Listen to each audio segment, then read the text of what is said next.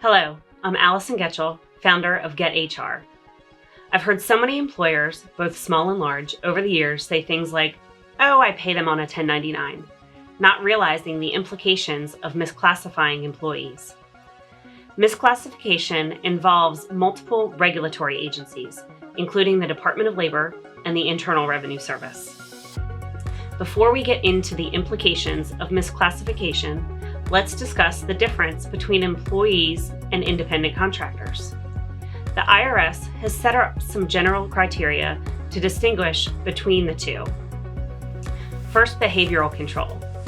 If an employer trains and directs the work, including the hours of work, what tools and equipment are to be used, specific tasks to be performed, and how the work is to be done, the worker is likely an employee. If the worker can set their own hours and work with little or no direction or training, they're probably an independent contractor. Next, let's look at financial control. This factor includes how the worker is paid, whether the worker may work for multiple organizations at the same time, and whether the worker can incur a profit or loss. A worker who is paid salary, is restricted from working for others, and who does not participate in company profits or losses is probably an employee. Basically, an employee is someone who relies on the business for steady income. They may have a side gig, but they work primarily for your business.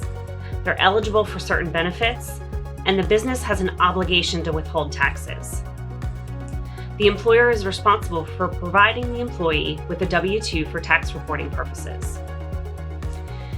An employee traditionally works in the employer's workplace during defined work hours, using the employer's equipment and resources. An independent contractor typically does not need additional training to perform work for your organization. They use their own equipment and materials. Independent contractors are not eligible for benefits and are provided with a 1099 at the end of the year for tax reporting. They can define their hours of work. It can be difficult to determine the status of a worker, but if you're in doubt, assume the worker is an employee. The implications can be significant.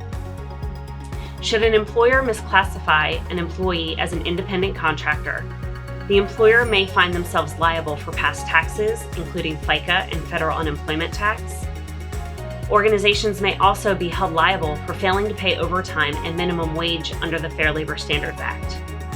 Wage claims may go back as far as 3 years for willful violations. Workers who are reclassified may also be able to claim benefits such as 401k, PTO, and more. If you're unsure of how you've classified workers, or if you'd like to review your classifications, work with an HR professional.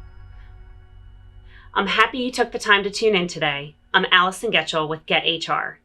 Contact me to partner in evaluating how you have employees classified in your organization or for any other HR needs.